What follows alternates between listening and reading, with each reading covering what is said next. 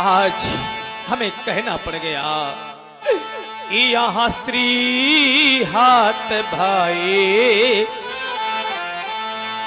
हो हार ही राजा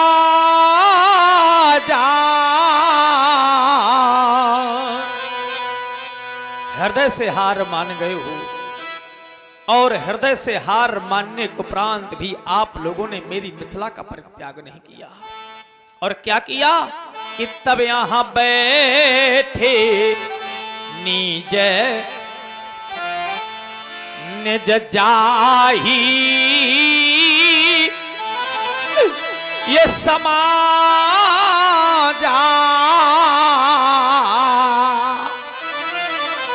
लेकिन कब बैठे कि जब यहां श्री हाथ भाई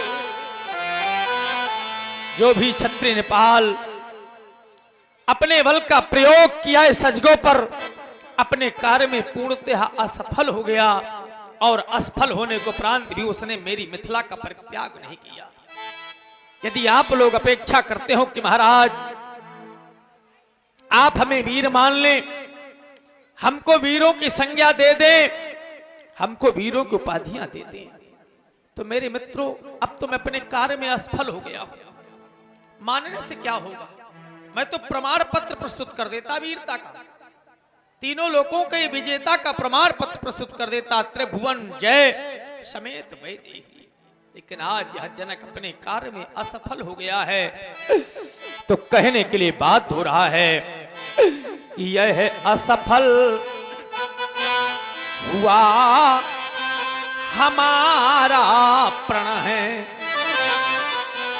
आज हम अपने कार्य में असफल हो गए हैं, यह असफल हुआ हमारा प्रण है। और कोई भी व्यक्ति जब किसी कार्य को करता है उस कार्य में असफल हो जाता है तो मेरे मित्रों उसके जीवन में उलझन आ जाती है। तो कहे न सकूं कैसी उलझन है, और जब उलझन आ जाती है तो उसका जीवन नष्ट हो जाता है। तो यह नष्ट हुआ जीवन उपवन है। अरे है जीवनी भरी अश्रु बहाना,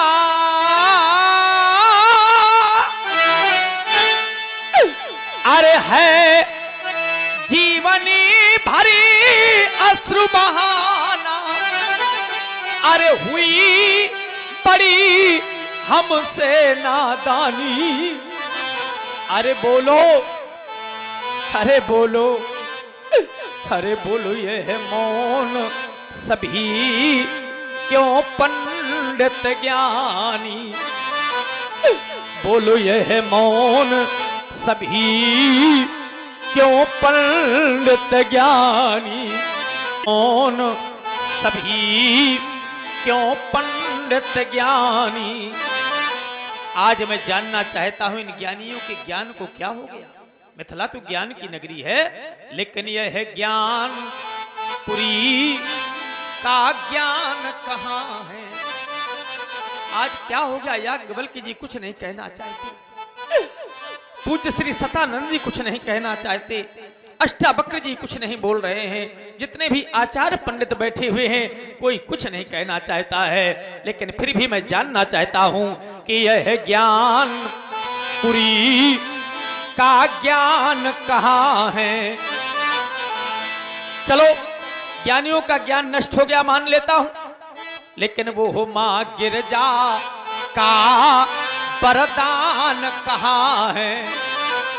जिस समय महारानी सुनैना ने सुना कि महाराज ने कठिन प्रण कर दिया है, बेटी सीता को अपने पास में बुलाया, बोली बेटी सीता अगर तुम अपने पिता का जीवन चाहती हो तो भगवान शंकर का आयुध है और मैया पार्वती भगवान शंकर को बहुत अधिक प्रिय है।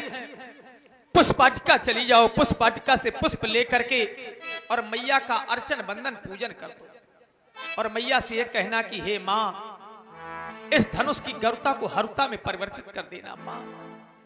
जिस समय मैया के वचनों को बेटी ने सुना, बेटी ने सखियों को लेकर के और पुष्प वाटिका में गई, तब क्या हुआ, एक घटना घटित हो गई। घटना क्या घटी कि जिस समय पुष्प ले रही थी तो लो चने मगे अमूरत और आनी। जिस समय यह पुष्प ले रही थी पुष्प वाटिका से, तो किसी मूर्ति को इसने देखा, और जब देखा तो उस मूर्ति ने इसके हृदय में प्रवेश किया। अरे लो चने मगे अमूरत और आनी। और जब मूरत और आनी तो है तो ये खटवर्षी बालिका, लेकिन क्या किया कि यह दीन है पलक कपा ते सयानी। इसने उस रास्ते के दरवाजे बंद कर दिए कि कहीं ये मूर्ति निकल न जाए। आज मैं इस मूर्ति को लेकर के मैया के सामने जाऊंगी, मैया को दिखाऊंगी कि हे माँ, यदि यह मूर्ति मेरे अनुरूप है तो धनुष इसी के द्वारा टूटे। मैया के पास गई मेरी बेटी, प्रार्थना करने लगी कि माँ, अगर आज यह मेरे अनुरूप है तो मैया धनुष इसी के द्वारा टूटे। अब अगर धनुष नहीं टूटा तो आपने प्रण किया था वैसा प्रण मैं भी कर लूंगी। आपने प्रण किया था कि बरऊं शंभु नत रहूं कुंवारी। आपने भी मां यही प्रण किया था, और आज मैं भी प्रण कर लूंगी, अगर इस मूर्ति के द्वारा इस धनुष का खंडन नहीं हुआ तो मैं आजीवन कुंवारी रह जाऊंगी। मेरे मित्रों, मैया की प्रार्थना कर रही थी बेटी। मां तो करुणा की प्रतिमूर्ति होती है। तो विनय प्रेम बस भई भवानी, और खसी माले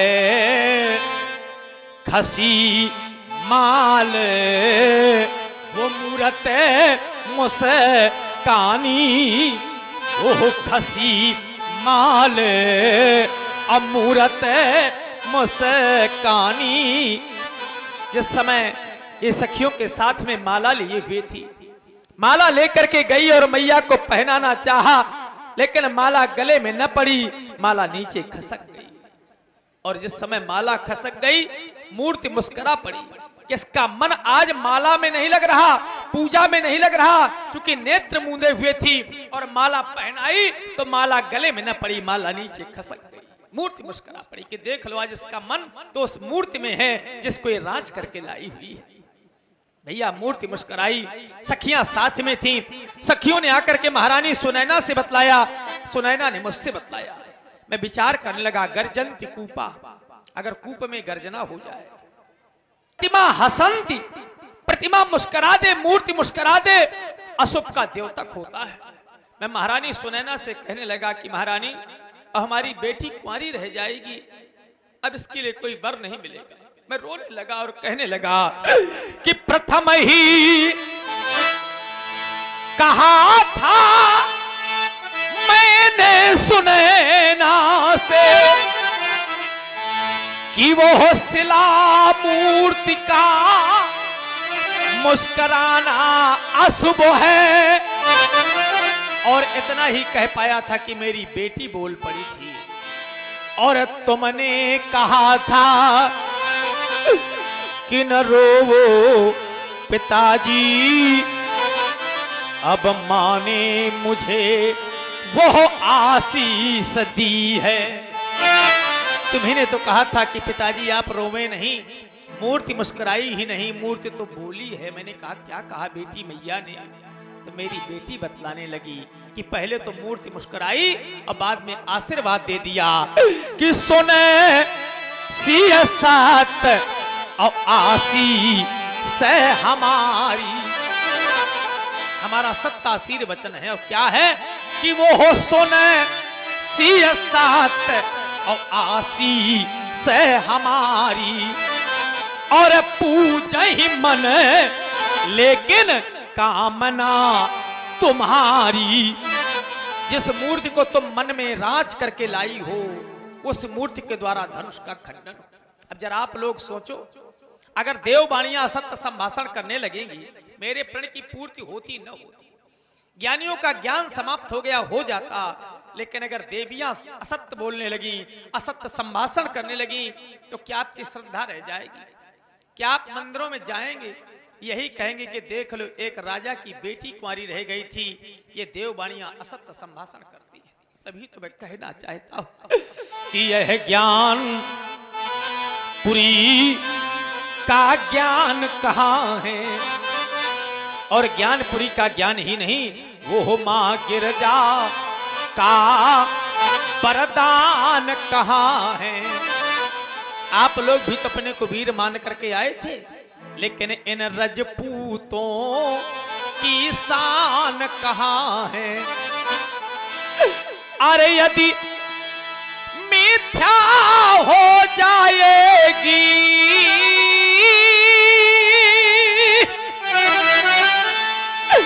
अरे यदि मिथ्या हो जाएगी वो मां गिरजा की आशीष बानी, तो फिर बोलो, अरे बोलो, अरे बोलो यह मौन सभी क्यों पंडित ज्ञानी, बोलो यह मौन सभी क्यों पंडित ज्ञानी। आज कोई भी पंडित, आचार्य, विद्वान कोई कुछ नहीं कहना चाहता, लेकिन हाँ आप लोग जरूर आपस में बातें कर रहे हैं, कह रहे महाराज अब भी हम आपके कार्य की पूर्ति कर सकते हैं, लेकिन कार्य बहुत बड़ा है। सोई पुरारी को दंड कठोरा, और उसके बदले महाराज एक छोटी सी कन्या, खटवर्षी बालिका, इतना ही नहीं महाराज गरु कठोर, विदित सब काहू, संसार के लोग जानते हैं कि भगवान शंकर का धनुष है, गरु है, कठोर है, और उसके बदले में एक छोटी सी कन्या। तो नहीं मेरे मित्रों, यदि यह गरु है, यह कठोर है, इस संसार में विदित है, तो कोई साधारण कन्या नहीं है, ये अलौकिक बालिका है। यदि आप लोग कह रहे हो कि महाराज कार्य इतना बड़ा और उसके बदले में एक छोटी सी कन्या, तो बहुत ध्यान दे करके सुने। आप लोगों की बैठी हुई कन्याएं आप लोगों की आत्मजा है, और ये मेरी कन्या मेरे मित्रों आत्मजा नहीं, ये धरात्मजा है। आप लोगों की बैठी हुई कन्याएं आप लोगों की लौकिक बालिकाएं हैं, और मेरी कन्या लौकिक नहीं अपितु तो अलौकिक कन्या है। अगर हम इसकी विशेषताओं पर चर्चा करें तो इसमें एक नहीं, इसमें दो नहीं, इसमें 3 लाभ हैं, और 3 लाभ ही नहीं, प्रत्येक एक लाभ पर मेरे मित्रों एक एक पुरस्कार लगा हुआ है। यदि आप लोग कह रहे हो कि महाराज 3 लाभ, हाँ 3 लाभ ही नहीं, प्रत्येक एक लाभ पर एक एक पुरस्कार लगा हुआ है। आज मैं एक बेटी का पिता हूं, इस समाज के अंतर्गत मैं अपनी बेटी के लाभों के विषय में बतलाऊंगा, क्योंकि मेरे मित्रों आज पूर्ण प्रयास कर रहा हूं कि मेरी बेटी की मांग सुशोभित हो जाए। आज एक जनक कहना चाहता है, सुन ले मेरे लाभ और सुन ले मेरे लाभों की उपलब्धियां, कि कुंवारी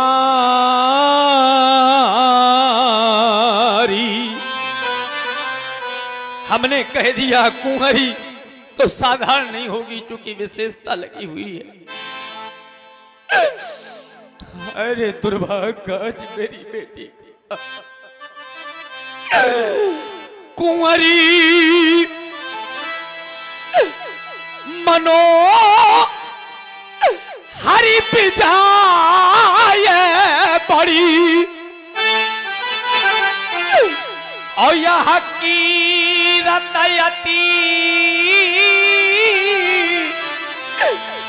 ये कमुनी, अरे दुर्भाग्य, अरे दुर्भाग्य मेरी बेटी, यह पावन हार अब बिरंच जनू, सो अब रचीव न धनु दमोनी। अगर आज विधाता मेरी बेटी की रचना करते तो उसके विवाह के अंक अंकित कर देते, अरे दुर्भागा क्या हो गया। यह पावन हारी अब बिरंच जनू सो अब रचीवो न धनु तमोनी। पहला लाभ मनोहर कन्या, दूसरा लाभ विजय बड़ी। आप लोग कह रहे होंगे महाराज कौन सी जय देना चाहते हैं, तो यही तो बतलाना चाहता हूं कि यह त्रिभुवन जय, यह है मेरे मित्रों तीनों लोकों की जय। यह त्रिभुवन जय और या समेत ये बलदेही तो अब भी नहीं विचार। अब सोच विचार करने की कोई आवश्यकता नहीं, आप लोग मेरे प्रण की पूर्ति कर दें। और जब आप लोग मेरे प्रण की पूर्ति कर देंगे तब मैं भी कोई विचार नहीं करूंगा। तब भी नहीं विचार अब मैं बरऊं हटे वो होते ही, क्योंकि त्रिभुवन जय तीनों लोकों की जय के साथ साथ अपनी प्राण प्रिया सीता मैं आप लोगों को समर्पित कर दूंगा। आज सुनाई मैंने अपने लाभ, सुनाई मैंने अपने लाभों को उपलब्धियां, क्या आप लोगों को अच्छे नहीं लगे? यदि लगे तो किसी ने भगवान शंकर के आयुध को दो खंडों में क्यों नहीं परिवर्तित किया? यदि अच्छे नहीं लगे तो फिर आप लोगों ने मेरी मिथिला का परित्याग क्यों नहीं किया? आज आप लोगों को मेरे लाभ भले अच्छे न लगे हो, लेकिन जरा एक बार इन बैठे हुए बूढ़े बुजुर्ग पिताओं से पूछ लो कि क्या आप लोग अपनी सयानी बेटी को देख करके प्रसन्न होते हो? भैया बेटी का जीवन तो ऐसा होता है कि जिस दिन से मां अपनी उदर से कन्या को जन्म दे देती है तो ध्यान देकर के सुने बैठी हुई बात है। और जन्म देने के बाद जब मैया बेटी को पाल पोस करके बड़ा कर देती और बेटी सयानी हो जाती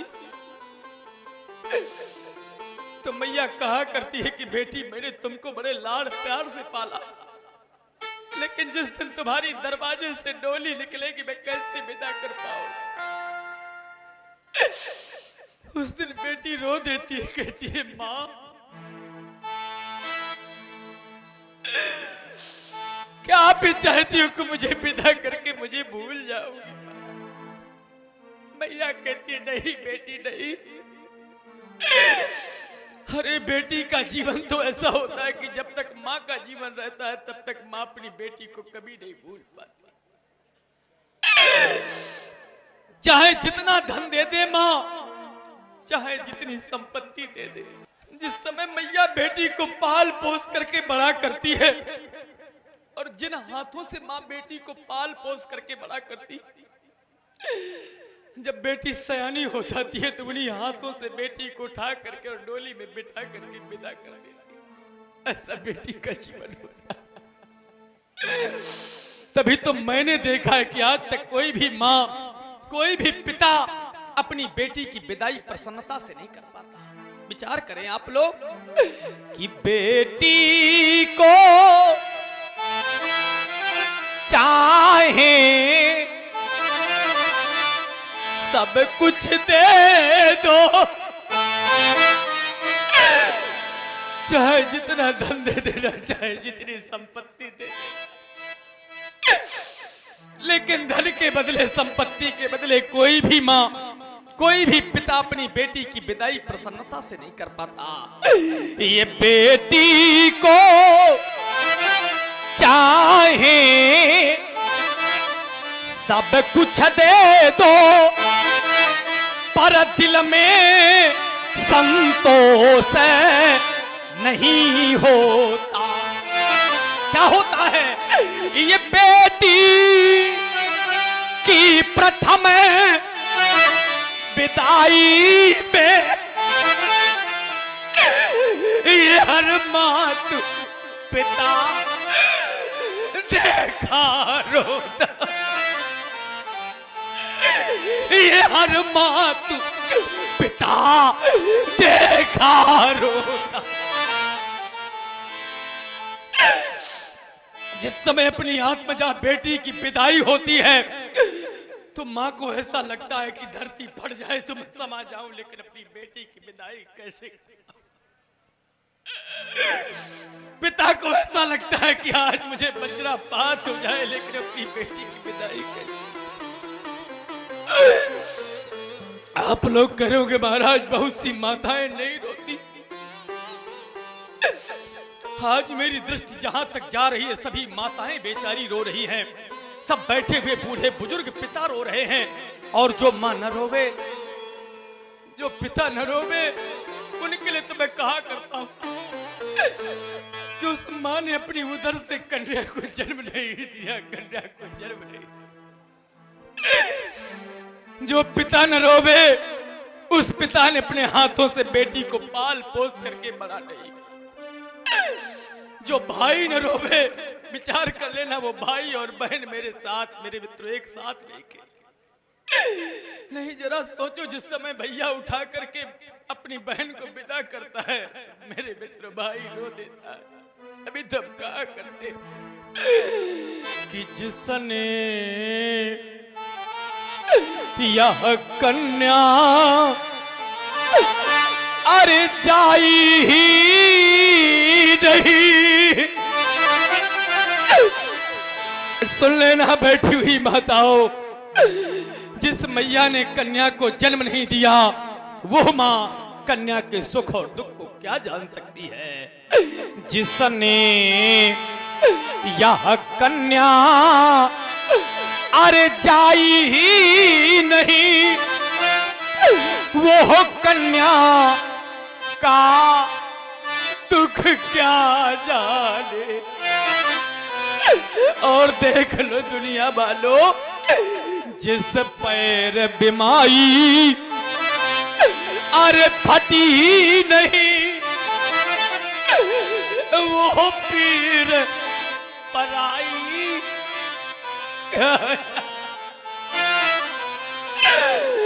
जिस पैर बीमारी अरे फटी ही नहीं, वो पीर पराई क्या जाने।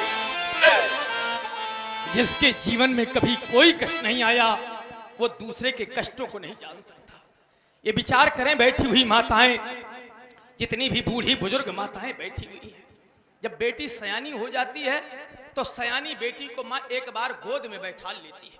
ये मैं नहीं कह रहा, शास्त्र प्रमाणित करते हैं। अधिक स्नेह गोद बैठारी।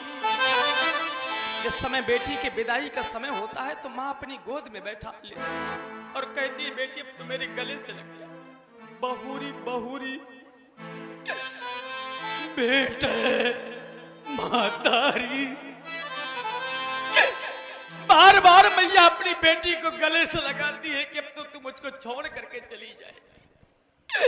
और बेटी का जीवन तो ऐसा होता है जैसे एक धान की बेल उगाई तो कहीं जाती है, लेकिन कुछ समय के बाद लगाई कहीं पर जाती है। जैसे आपकी बेटियां बैठी हुई हैं, आपने पाला पोसा है, लेकिन एक दिन ये बेटी आपको छोड़ करके चली। तभी तो मैया बेटी को गोद में बैठा करके और मैया कहने लगती है, और क्या कहती है, मैं किसी एक माँ की बात नहीं कर रहा, संसार की संपूर्ण माताएं कहती हैं। और क्या कहती हैं कि जिस घर में पल कर पड़ी हुई बेटी, जिस घर में तेरा लालन पालन पोषण हुआ है, एक दिन तो इस घर को छोड़ करके चली जाएगी। जिस घर में पल कर पड़ी हुई, कल ये आंगन सूना होगा। और जिस समय तू घर को छोड़ करके जाएगी, तब क्या होगा? रोएंगे ये भाई, अरे बहन पिता, और रोता माँ का बन होगा। जिस समय तुम्हारी विदाई हो रही होगी, तुम्हारा संपूर्ण परिवार रो रहा होगा, तुम्हारी बहन रो रही होगी, एक तरफ तुम्हारा भाई रो रहा होगा, एक और तुम्हारी माँ बड़ी होगी, रो रही होगी, और एक कोने में खड़ा खड़ा तुम्हारा पिता रो रहा होगा। तब बेटी तुम्हें क्या करना है कि जब गीली आंखें हो सबकी, तुम सबको धैर्य बंधा देना, उस घर को स्वर्ग बनाना तुम, लेकिन इस घर को नहीं भुला दे। बेटी, हमारी ऐसी कामना है, भगवान से प्रार्थना है कि जिस समय तुम्हारे चरण उस घर में पड़े तो उस घर की उन्नति हो जाए, ताकि लोग ये कहें कि फलाने की बेटी आई तो आज बेटी नहीं लक्ष्मी के रूप में आई है, उससे हमें भी बड़ाई मिलेगी, बेटी हमें भी बड़ाई। ऐसा तुम्हें बेटी कुछ करना है, लेकिन हाँ, यदि अगर तुम्हें ससुराल में अत्यधिक सुख मिल जाए, अपनी माँ को न भूल जाना, अपने परिवार को न भूल जाना, अपने भैया को न भूल जाना, और बेटी अपने बूढ़े बाप को न भूल जाना। जिस समय मैया कहती कि अपने बूढ़े बाप को न भूल जाना,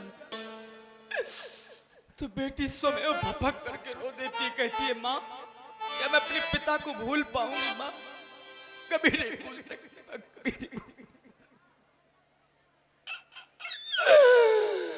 मेरे मित्रों, अगर संसार में सबसे अधिक बेटी किसी को चाहती है तो अपने पिता को चाहती है। आप लोग कहेंगे इसका कोई प्रमाण? आपने बेटियों का विवाह किया होगा, किसी भी जगह पर आप बेटी का विवाह कर दें, कभी भी आपकी बेटी कभी ये नहीं कहेगी पिताजी मैं उस घर में नहीं जाऊंगी। बेटी का जीवन तो भैया ऐसा होता है जैसे बेटी को पिता किसी भी जगह पर विवाह कर दे, लेकिन गूंगी बहरी सी इस घर को छोड़ करके और उस घर को अपना लेती है बेटी। अभी तो मैं नहीं कह रहा, किसी को लिखना पड़ गया कि बेटी का जीवन जन्म से लेकर के मृत्यु तक पराधीन रहता है। जब तक बेटी पिता के यहाँ रहती है, किसी भी जगह पर पिता पाण घर संस्कार कर दे, बेचारी चली जाती है। कैसा भी उसका जीवन साथी मिल जाए। बहुत से परिवार आपने देखे होंगे, इनको कितना सताया जाता है, कितना मारा जाता है, लेकिन शास्त्र प्रमाणित करते हैं कि जब बेटी ससुराल से वापस आती है, मैया पूछती है कि बेटी तुम्हें ससुराल में सुख मिले या दुख मिले, लेकिन कभी भी बेटी अपने दुखों को अपनी माँ से नहीं बताती। सुख प्रकटई निज दुखई दुरावा, अपने दुखों को छिपा जाती है कि शायद मैं अपने कष्टों को अपनी माँ से बता दूंगी, मेरी माँ रोक नहीं पाएगी। मेरे पिता मुझे तेरी नियत का जो पता प्रभु चल गया होता, तो मैं यहाँ प्रणय नहीं करता, तो समय प्रभु टल गया होता, समय प्रभु टल गया होता।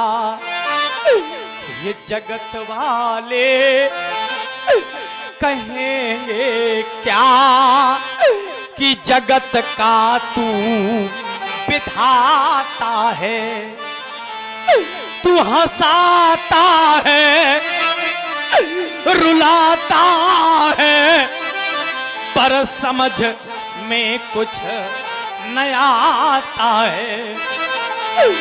नहीं है वीर इस वसुधा में जरा सावधान जो होता, तो कभी प्रणमय नहीं करता, तो समय प्रभु टल गया होता, समय प्रभु टल गया होता।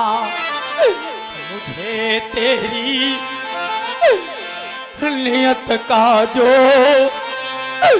पता प्रभु चल गया होता, तो मैं यहाँ प्रणय नहीं करता तो समय प्रभु टल गया होता, समय प्रभु टल गया होता। हेलो होती तो प्रण करने को प्रांत आज यह जनक अपयश का पात्र न होता। आज मैंने आप लोगों को अनेकों प्रकार से समझाया है, अनेकों प्रकार से चुनौतियां दी हैं। मैंने आपके वीरत्व को ललकारा है, छत्रत्व को चुनौती दी है, लेकिन कोई भी छत्री नेपाल उठ करके मेरे प्रण की पूर्ति न कर सका। और अपेक्षा करते हैं कि महाराज हमको वीर मान ले, हमको भटमानी मान ले, हमको वीरों की संज्ञा दे दे। अब मैं किसी भी छत्री नेपाल को वीरों की उपाधियां नहीं दे सकता। एक प्रतिबंध अवश्य लगा रहा हूं, यहां से लेकर वहां तक, वहां से लेकर तहां तक, तहां से लेकर जहां तक जितने भी छत्री नेपाल बैठे हुए हैं, अब कोई भी छत्री नेपाल मेरे सामने वीरता माखने का प्रयास न करे। हमारा प्रतिबंध है। हम कहना चाहते हैं अब जन को जितने भी छत्री नेपाल बैठे हुए हैं, कोई भी एक छत्री नेपाल ये कहने का दुस्साहस न करे अब जन को माखे भटमानी कारण है वीर। अरे विहीन ये मही मैं जानी, और कब जानी जब यहां दुर्गति सामने आनी, तब वीर विहीन मही मैं जानी। और जब वीर विहीन मैं जानी तो बैठे बैठे क्या कर रहे हो? समाप्त हो गई आप लोगों की मेहमानी। चले जाओ मेरी मिथिला से, परित्याग कर दो मेरी मिथिला का। अगर इतने पर भी मेरी मिथिला का परित्याग नहीं तो एक अंतिम निर्णय, एक अंतिम घोषणा, और घोषणा इस प्रकार की है। ये सभा, ये सभा, ये सभा, ये सभा करा दो बंद। चुकी बिगड़ गया इस मिथिलेश की इस रंग भूमि का रंग समाप्त हो गया। सीता स्वयंवर समाप्त हो गया। मैथिली अधिवेशन सीता की सखियों, चाहता हूं मेरी बेटी को ले जाओ अंतमहल में। जाओ बेटी जाओ, जाओ बेटी जाओ, जाओ बेटी जाओ, जाओ बेटी जाओ। जनक बचन